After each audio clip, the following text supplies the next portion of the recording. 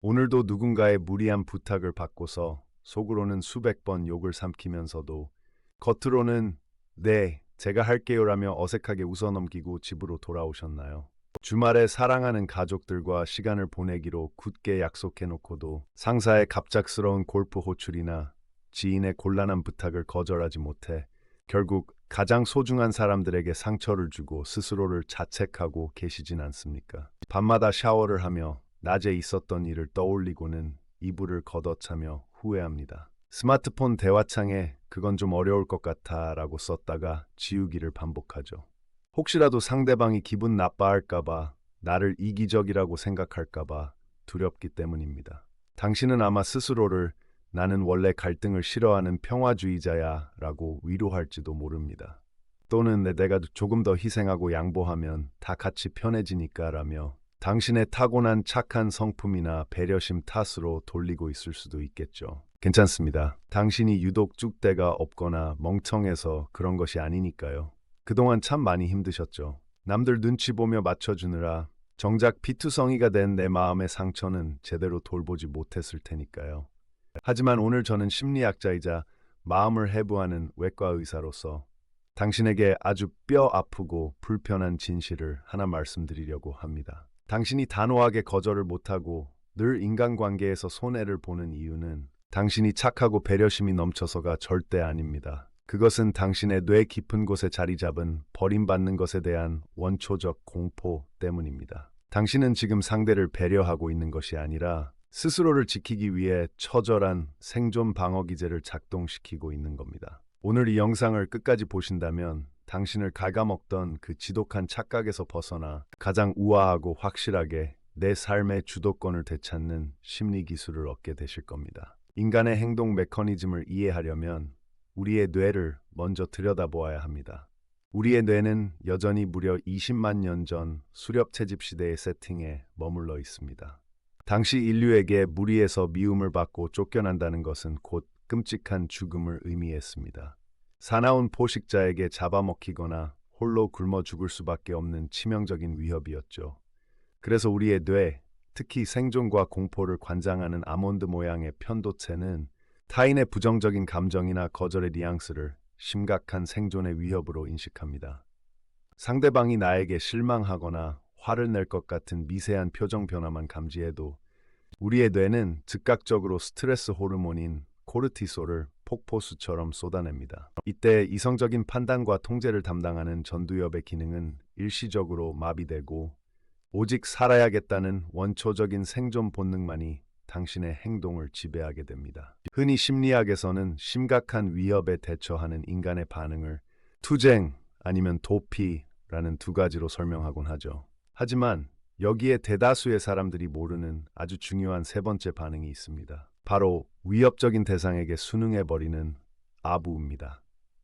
나에게 위협이 되는 대상의 비위를 맞추고 완벽하게 복종함으로써 갈등을 원천 차단하고 자신의 물리적, 심리적 안전을 확보하려는 무의식적 기제입니다. 당신이 부당한 요구를 거절해야 할 결정적인 타이밍에 조건 반사적으로 네, 알겠습니다라고 노예처럼 대답해 버리는 것은 상대의 분노가 두려워서 백기를 들고 항복해 버리는 아부 반응이 튀어나온 겁니다. 정말 많은 사람들이 이 비참한 아부 반응을 친절함으로 착각하며 살아갑니다. 여러분, 진짜 건강한 친절함은 내 마음의 여유와 자원이 풍부하게 넘쳐서 타인에게 대가 없이 자발적으로 나누어주는 주도적인 행위입니다. 하지만 당신의 친절은 미움받을까봐 두려워 억지로 쥐어짜내는 굴복에 불과합니다. 자존감은 거대한 댐에 담긴 물의 수위와 완벽하게 똑같습니다. 내면에 물이 가득 차 있어야 비로소 밖으로 안전하게 흘려보낼 수 있죠. 그런데 당신은 지금 가뭄으로 비가 오지 않아 쩍쩍 갈라져 바닥을 드러낸 댐에서 남의 눈치를 보며 억지로 진흙탕물을 박박 긁어 퍼내고 있는 격입니다. 그러니 남을 돕고 나서도 마음이 뿌듯하고 행복하기는커녕 돌아서면 억울하고 공허하고 알 수 없는 분노가 치밀어 오르는 것이 당연합니다. 유명한 심리학 실험인 짐바르도의 스탠퍼드 감옥 실험을 기억하십니까? 평범하고 선량한 대학생들도 간수와 죄수라는 완장이 주어지는 순간 그 역할에 무섭게 몰입하여 폭력적으로 변하거나 무기력하게 순응해 버렸습니다. 우리의 인간관계도 눈에 보이지 않는 완장이 지배하는 거대한 감옥과 같습니다. 당신이 무의식적으로 불평 없이 다 들어주는 사람이라는 죄수의 역할을 자처하는 순간 주변 사람들은 아주 자연스럽게 당연하게 요구하는 사람인 간수의 완장을 차게 됩니다. 그들이 태생적으로 악독하고 나쁜 사람들이라서 당신을 이용하는 것이 아닙니다. 당신 스스로가 허락하고 만들어낸 시스템 안에서 그들의 역할을 수행할 뿐입니다. 그런데 여기서 정말로 위험하고 치명적인 사실은 따로 있습니다. 당신은 갈등을 피하려고 모든 부탁을 들어주고 싫은 소리를 삼키면 사람들이 당신을 좋은 사람으로 기억하고 존중해 줄 거라 굳게 믿고 있죠. 하지만 심리학의 후광 효과 헤일로를 역으로 적용해 보면 진실은 정반대입니다.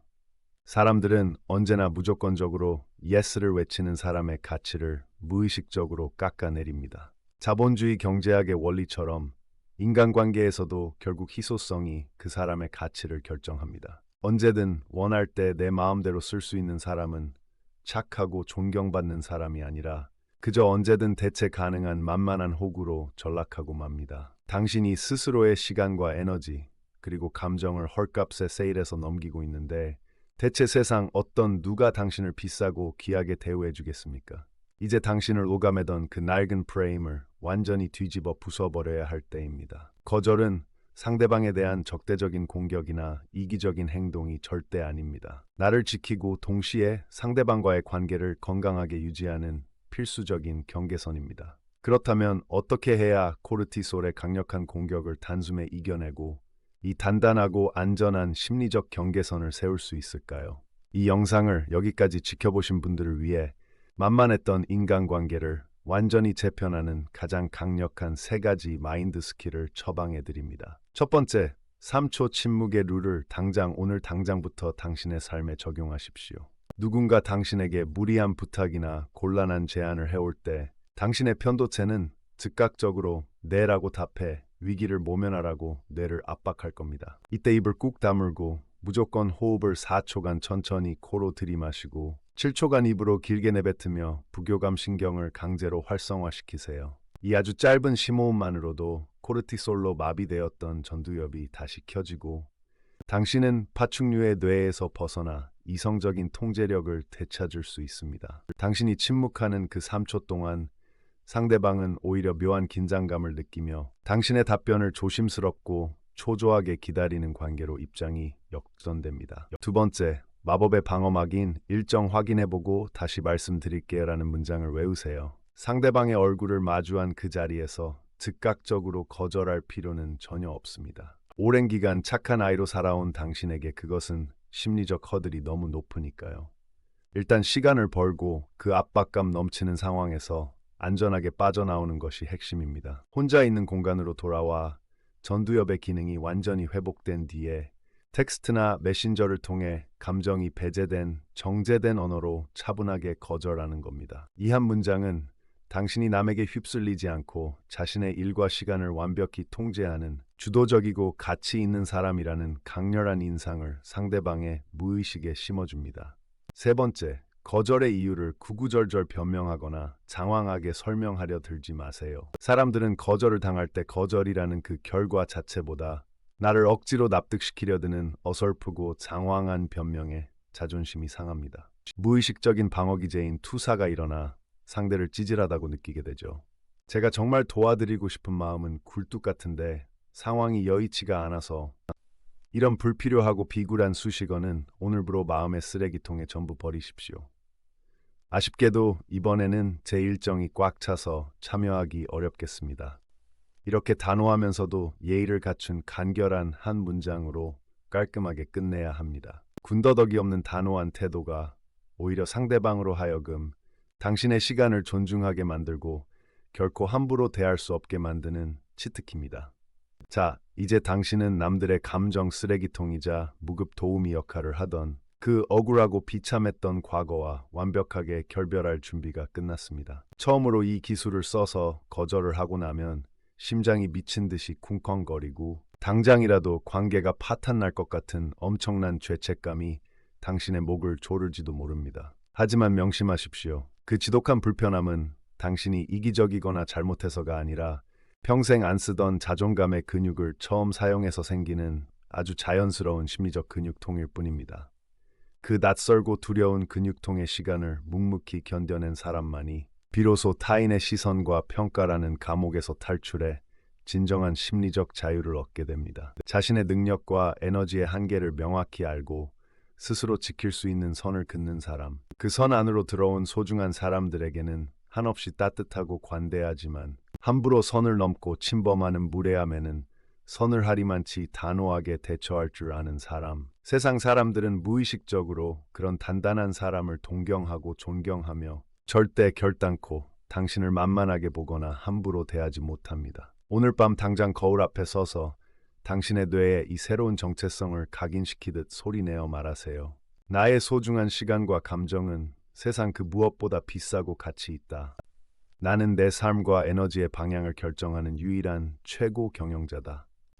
오늘 당신이 용기 내어 긋게 될 그 작은 마음의 경계선 하나가 상처투성이었던 당신의 남은 인생을 통째로 구원하고 바꿔놓을 것입니다. 당신의 그 단단하고 우아한 홀로서기를 저 역시 이곳에서 진심으로 응원하겠습니다. 지금까지 여러분의 다친 마음을 해부하고 치유하는 마음의 외과 의사였습니다. 시청해 주셔서 감사합니다.